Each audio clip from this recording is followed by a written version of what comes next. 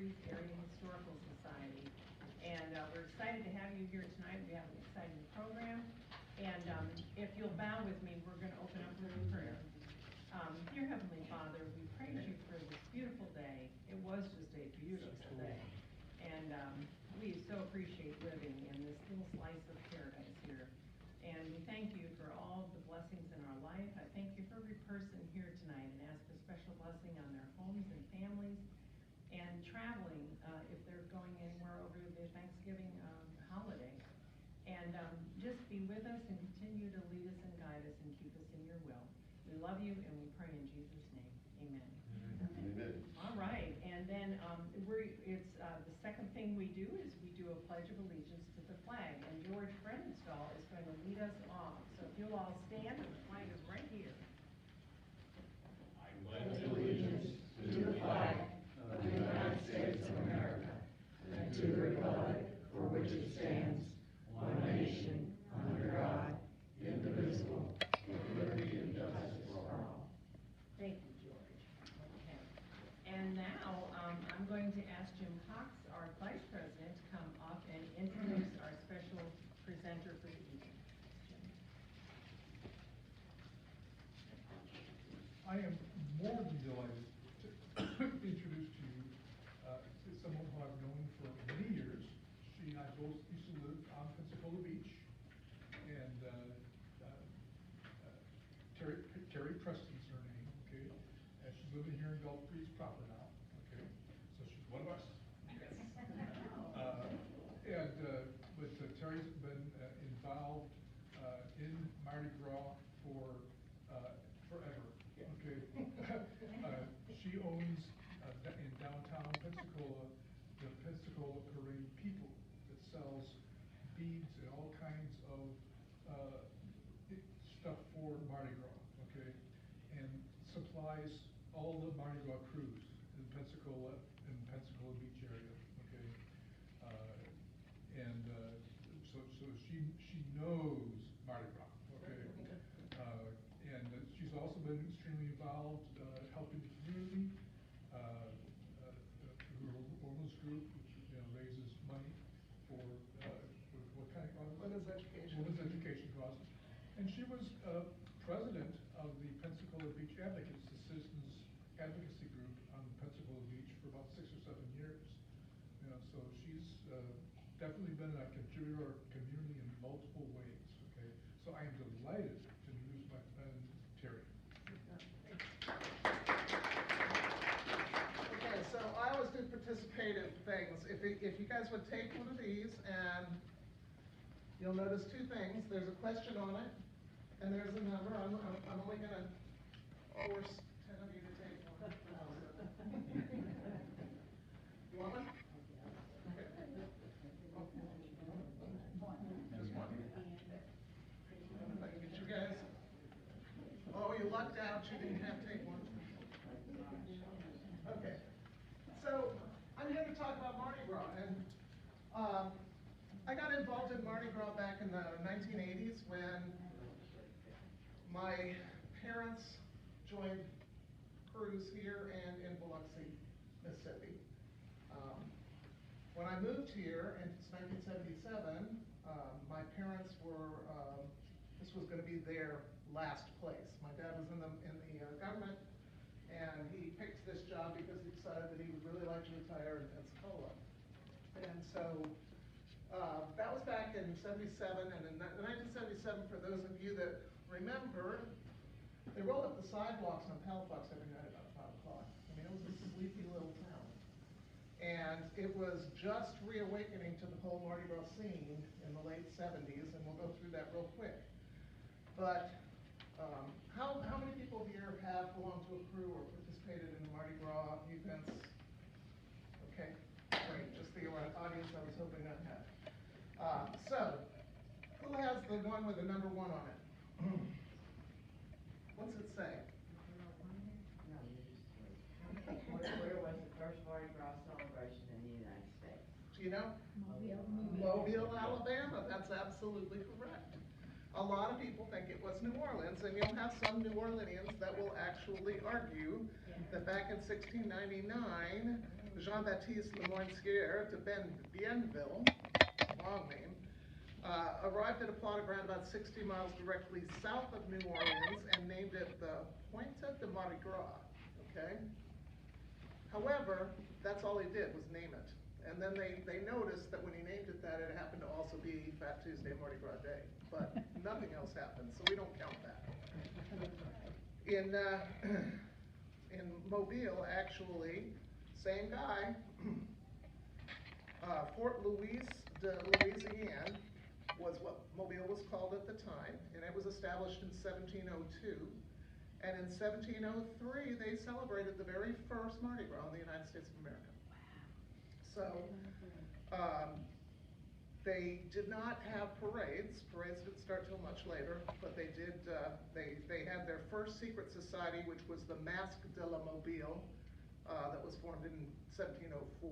So we're talking about a tradition that goes back, frankly, to Europe. Okay. So, who has number 2? Thank you. What do the word Mardi Gras mean in English? Comes from many Mardi Gras, gracious Mardi Gras thanks for all that they do. Okay, good try. Fat Tuesday. Oh. Mardi in French is Tuesday, and Gras is big or fat. So it's Fat Tuesday is what we call it in the United States. That word comes from the custom of using all the fats in the home before the preparation of fasting for Lent, because this is all tied into religion. Who has number 3? I do. What do the words laissez les bons temps rouler? Let the good times roll. You got it. And that is what we do during Mardi Gras Good for season. you. From the start to the finish, it's all about making sure that people have a good time. Now, a lot has changed throughout the last 40 years, but that is still the core purpose in Mardi Gras, is to have a good time. Who has the next question? Let's see, it's 1, 2, 3, 4. I do. Okay, When did Pensacola start celebrating Mardi Gras? got any idea? Not I. 1977. Good try. That's when they went back to celebrating Mardi Gras. Actually, Pensacola started celebrating Mardi Gras. There's arguments on it. If you talk to the Pensacola Historic Trust, they'll tell you it wasn't until 1900. But the Knights of Priscus were formed in 1874 here. Wow. And so they were doing Mardi Gras observances and celebrations, but they didn't appoint their first king until 1900, and his name was Blunt, Mr. Blunt, spelled B-L-O-U-N-T.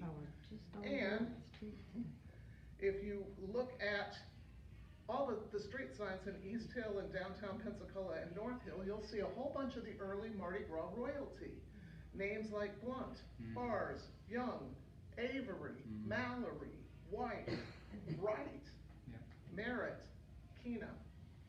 Those are all the old Pensacola families that participated in the Priscus Mardi Gras in the early years. So the first documented parade in Pensacola was held in 1905. Okay, who has the next one? 5. What is a crew?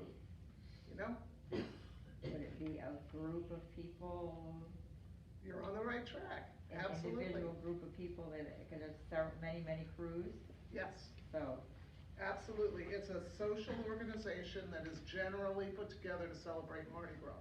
Now, we happen to have some crews here that are actually not Mardi Gras crews. They were put together to celebrate the Fiesta of Five Flags. And so we actually have used the same term, crew, for both the Fiesta of Five Flags groups and the Mardi Gras groups. And some of them, like mine, do both. So a lot of them do both these days.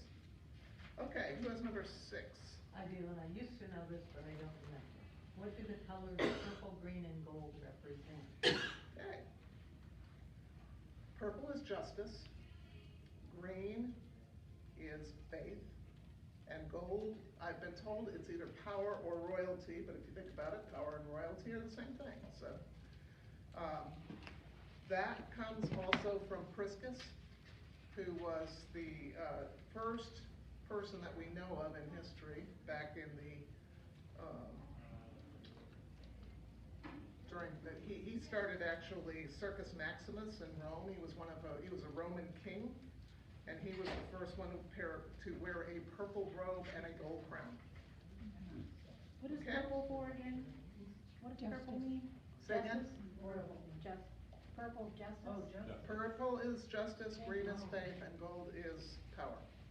Thanks. Cause purple's Who has the next one? I do. When does Mardi Gras season begin and end? You mentioned that the name refers to Lent.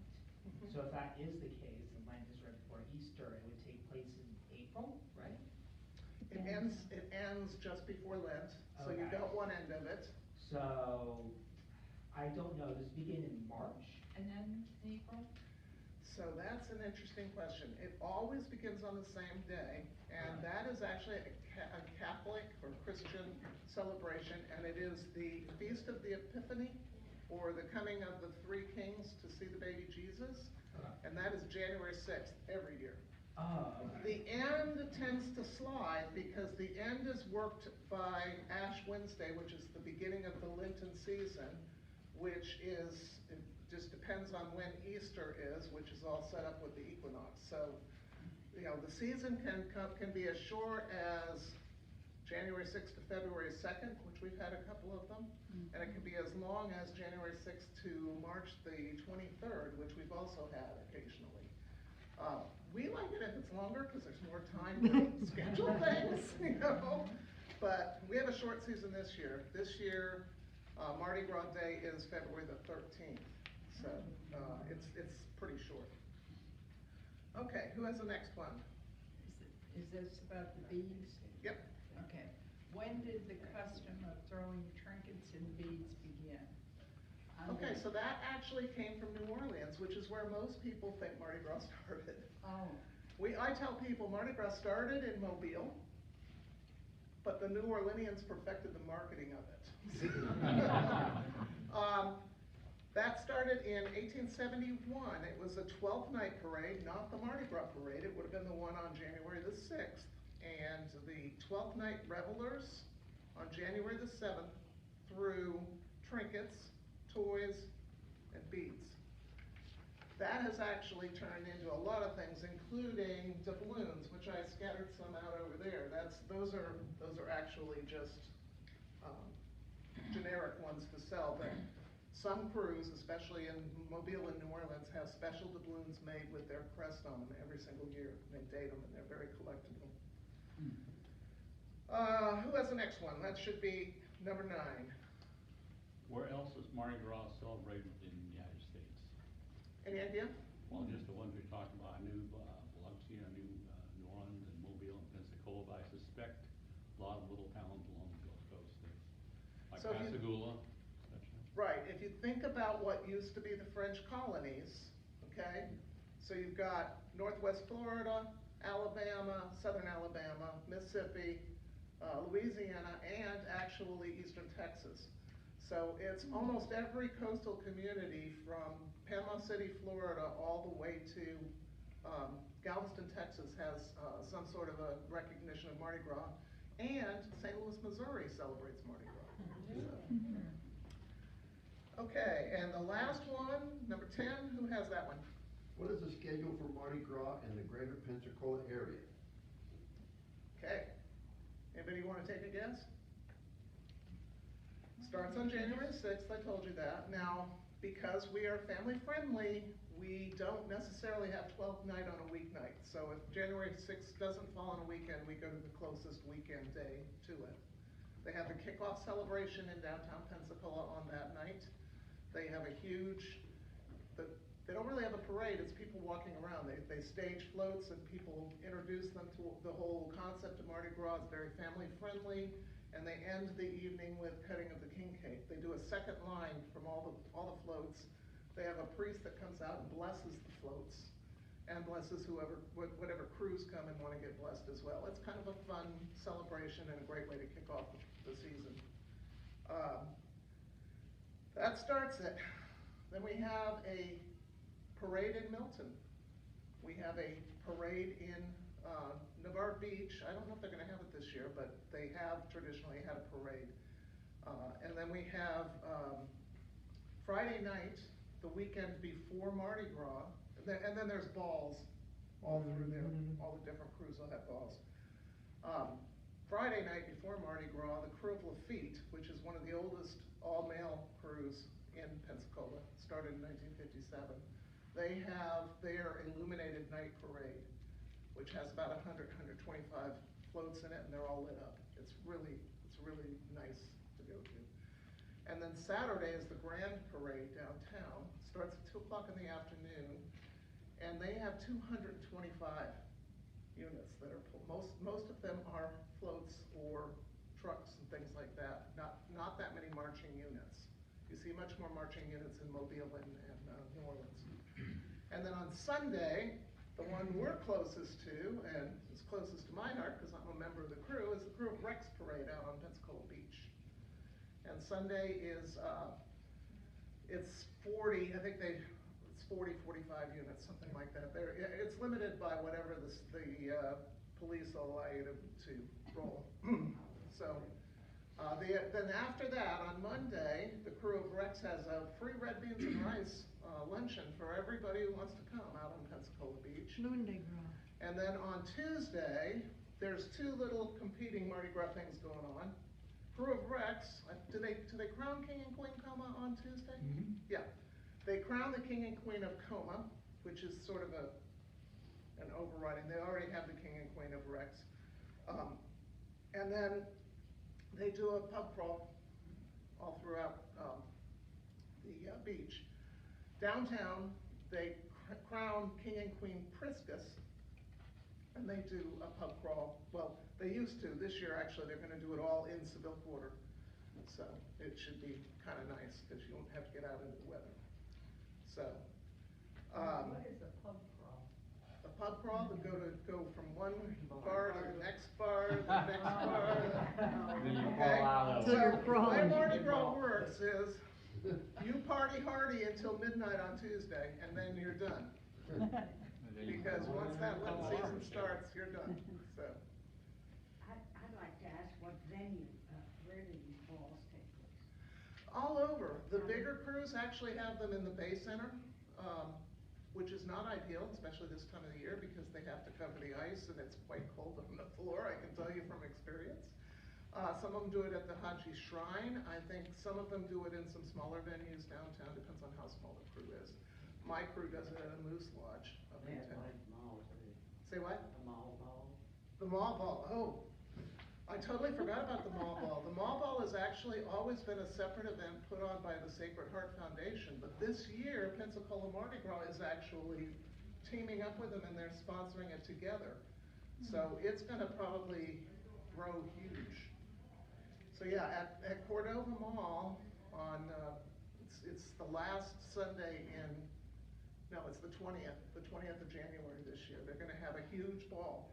And they have 3 bands in the 3 wings, one in the food court and one in the other 2 wings, and then tables. And you can buy a table or you can just buy tickets to get in, and you either have to dress up in a formal outfit or you have to dress up in your crew costume.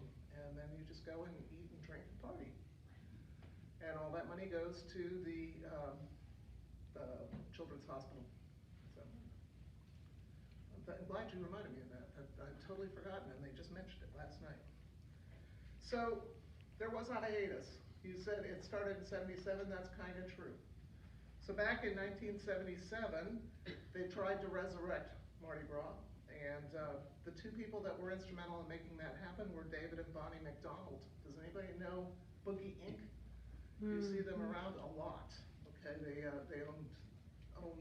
she still does own the Boogie Inc., which does a lot of DJ services and sound work all over town. They kept the fires going for about 25 years. And things started happening and parades started happening again, and they were getting more involved with the beach and wanted to be a little less involved with downtown. So they handed it off in 2000 to the Fiesta of Five Flags, who ran it for 1 year and said, no thanks. But the guys that were lining up the floats, Danny Zimmerman, and his people, he's a realtor downtown, he took over, turned it into Pensacola Mardi Gras, and they have grown it to the point where last year the crowds at the Saturday parade were estimated at 70,000. Wow. Just downtown. Okay. So between Danny's work, and Danny said, it was great because I could sandwich whatever I was doing in between the Coeur Lafitte parade, which was already drawing people, and the beach parade, which was already drawing people, and just make it important enough for people to want to do all three. So they actually call it the trifecta now. If you are able to manage, going to, and when I say going to, floating in each one of those three parades, and that's pretty tough because when you get to a parade, if it's going to roll at 2, you're there at 10. And you're doing something. Usually it involves partying of some sort, so you're pretty exhausted by the time you get off the float because 225 units takes about 4 hours to roll through the city. So depending on where you were in that parade, you could be downtown all day. Crew of Rex is much nicer because that parade takes a couple hours, just 2, I think. Generally, it's a much shorter parade. The one on the beach. On the one on the beach, yes. Yeah, any parade downtown follows the same route. They start at Garden and Spring. They go up Garden, turn up Palafox, go up to Christ Church, turn around, come back down, end at Main Street. So they all follow exactly the same route, which is about 1.25 miles. Beach parade, I don't even think they're 3/4 of a mile. They start at Avenida 10, run down the main street, and then pop up into parking lot, go past Crabs and the reviewing stand, and then you go back to wherever you're going. So. And what's the third one, Terry? Say what? The third one of those three in the trifecta would be? The beach parade. Okay, the beach, the Rex, and? Rex, the Grand Mardi Gras parade, and the beach parade. Okay. And then, if you have a float, they need to get all the things to throw and all that. I mean, is that Right. required or optional? Yes, absolutely. No, you'll get if you want to be in the parade, you'll get each parade organizer gives you the rules as to what you can and cannot do. But they really encourage for the Mardi Gras parades. Now, not all parades require you to throw something, but I'll tell you right now, my kids were raised here, and they don't understand going to a parade where something isn't being caught. Right. When my oldest was 5 years old, she went to Minnesota, which is where my parents were both from, to a 4th of July parade where my uncle was working for the company that built the fire engines, so he would drive one of their fire engines at the end of the parade, which is always where the fire engine is in the parade. And we were about 10 minutes into the parade, and my daughter says, "Can we leave?" I'm like, "No, Uncle Dick hasn't come by, we gotta see the fire engine and your cousins," and she's like, "This is boring."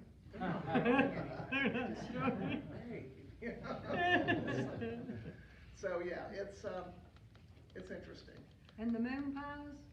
Say what? Moon pies, when they start. Moon pies Moon are a pies, Mobile Black thing. Is it? Yeah, they are. Now we keep them in our store. We actually have the real name brand this year. We used to keep a knockoff.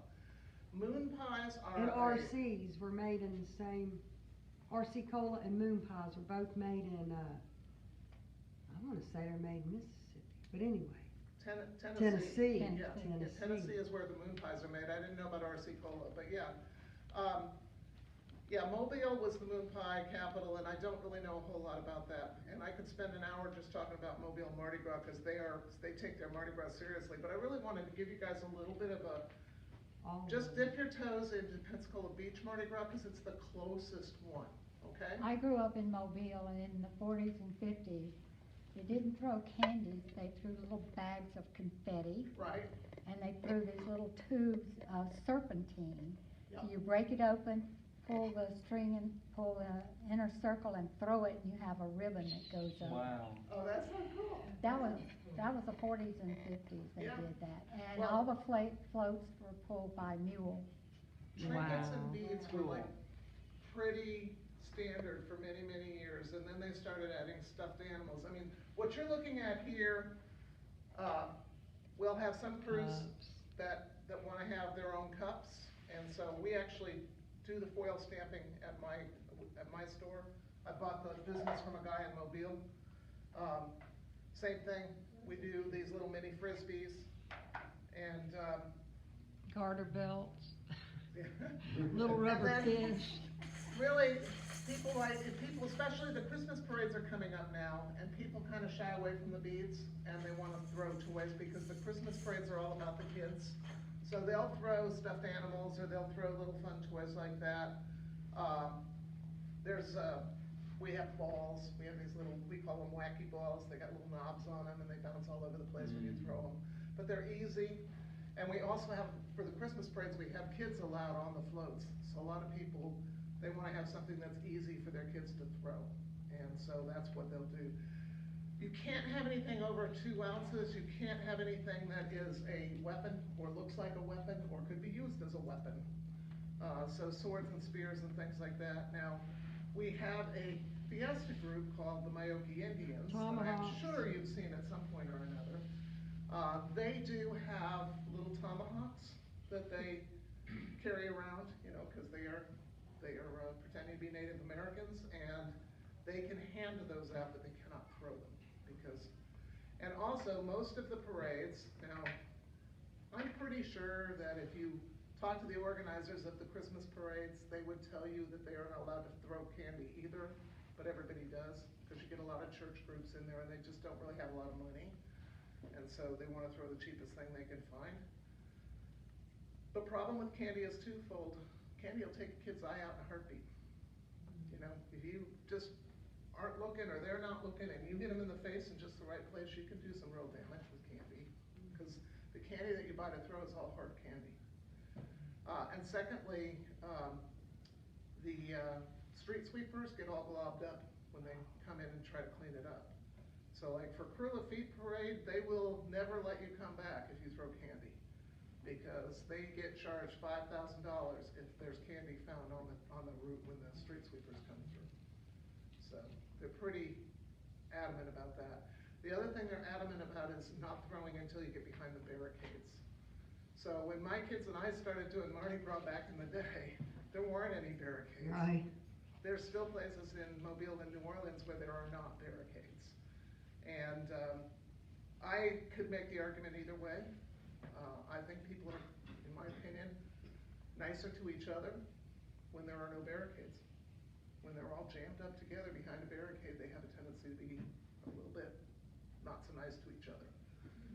I've watched grandmothers knock kids out to get beads. So, you know, it's just, they get all caught up and they're all bollocksed up right behind that barricade. That said, a couple of years before COVID, we had a woman that went under the wheel of one of the floats. I mean, she was not killed or anything, but she was hurt pretty bad. Going after something that had been thrown off the float too early, and she saw it go under the float, so she went to get it and didn't get out in time.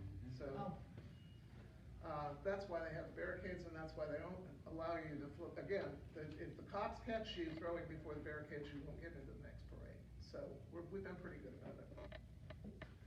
So Crew of Rex. Who here has seen the Island Times newspaper? Okay. So the predecessor to the Island Times newspaper was the Islander. Okay. The Islander was run by a lady called Jane Waters. Jane Waters left New Orleans in 1978 and moved to the beach. She ran this newspaper, and in 1979, she and a couple of her friends, Frank Douglas and Larry Geisel, one was a general manager of Gulfside and one was a owner of Gulf Air, both motels, said, we need to have Mardi Gras. We need to do something to liven this place up, because again, I bought my house out on the beach in '79, and it was a pretty quiet place to live. It was really nice, actually, in my opinion. But so they said, we got to do something to help the businesses, do something to make it more fun, do something to bring tourists in off season, and so they started the Crew of Rex, literally. They had their first event in 1980. They had their first parade on the beach in 81, but they actually paraded one time downtown, and that was in 1980. In the back of a bus that one of the businesses on the beach owned. So, that grew many beach crews. So, some of them no longer exist, but the Nereids, which is one of these pictures that I have rolling through here, was one of the crews, and they've been around ever since. And they are strong as can be and very participative, and Bananimals, all the big crews from Pensacola now come over and do the parade with at least one or two of their floats. I've seen the parade more from, we did the first one with my crew in the back of a long bed pickup truck, to, you know, everybody except Crew Priscus in town, which has a double-decker, double float. It's a train that they can't get across the bridge. Everybody else pretty much has probably rolled that parade at some point or another. So, fabulous group of people. Debbie Campanella, if anybody's familiar with Debbie, she's very active out on the beach. Her husband was on the SRIA board for close to 20 years. Debbie was a teacher at the beach school. She was one of the people that helped organize that first year. Rudy Delgado owned a restaurant out there. He helped. Shirley Womack was a past queen of a Baton Rouge ladies crew, and she helped them set up the first parade.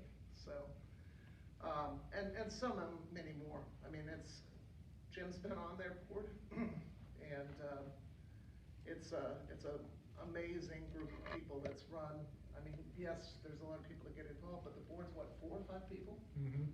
That's it. Very, very small board. They work their asses off. They work really hard. And so if you have not gone out to that parade, don't be scared by the people that say stuff about how it's not kid friendly, because that's just not true. I roll that parade every year, and yes, I'm sure there's some places nearer to some of the drinking establishments that you wouldn't want to have your kids, but there's plenty of places where you can stand with your family and enjoy the parade, and trust me, the people that are rolling in the parade would enjoy it as well. So, questions?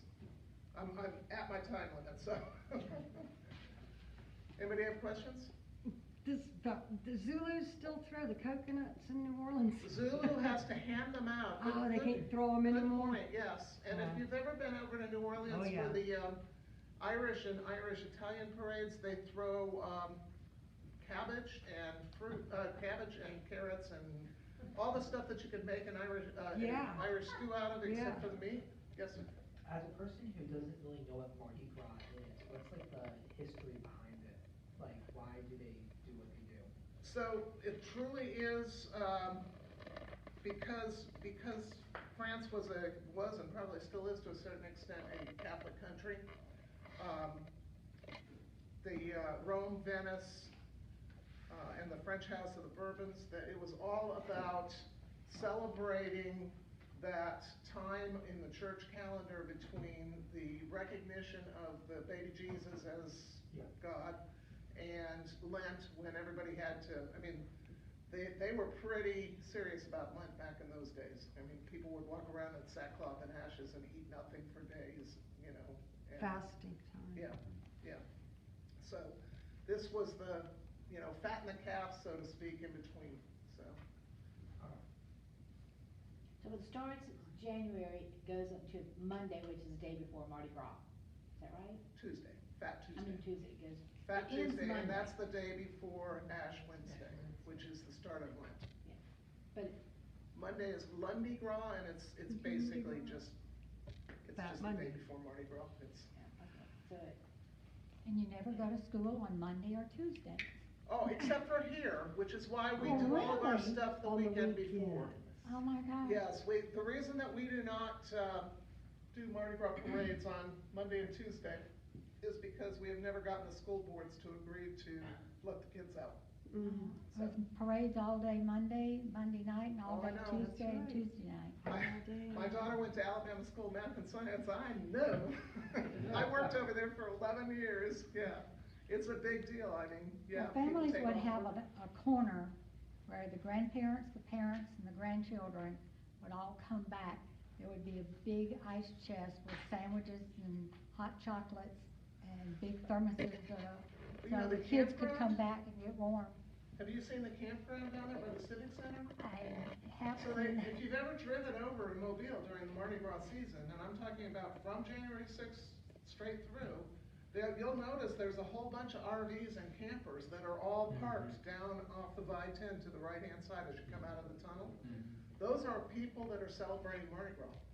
And they will pay money to get a spot to park their camper, and then they will use that as their point of operations during the parade season.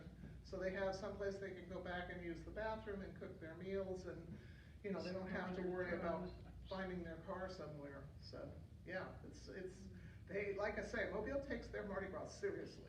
You know? Well, New Orleans used to shut down too. They shut everything down.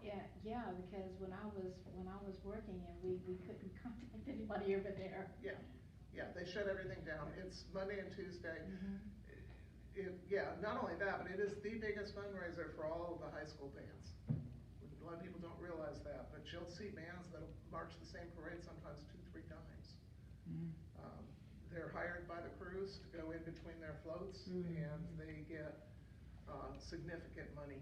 So the crews pay them to the band. The crews pay the band, well, they make donations to the booster club, yes, yeah. I didn't know that. Yeah, well, and they make good money.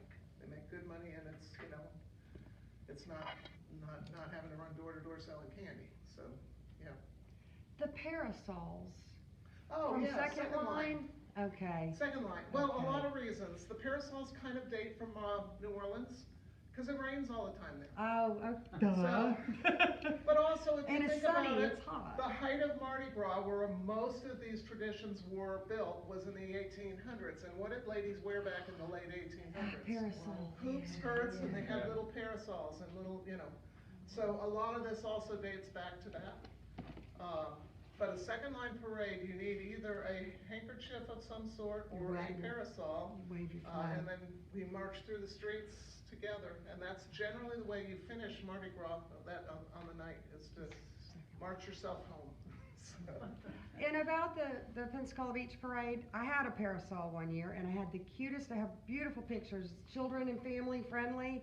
Stay, like you say, stay on the parade route, but I gave the little boy the parasol to turn upside down so people could throw the throws in it, and he had just the look on his face, it was just marvelous. And this has been a few years since I've been out there, but it really, don't be afraid of, you know, the bars and stuff, that's after. It really is a great parade. Well, I'm not gonna keep you any longer. I do need to find my cup so that we can draw a thank you. So I have a little, it's just a little cute wind chime. Oh, cool. With the fleur-de-lis. The fleur-de-lis is a welcome signal.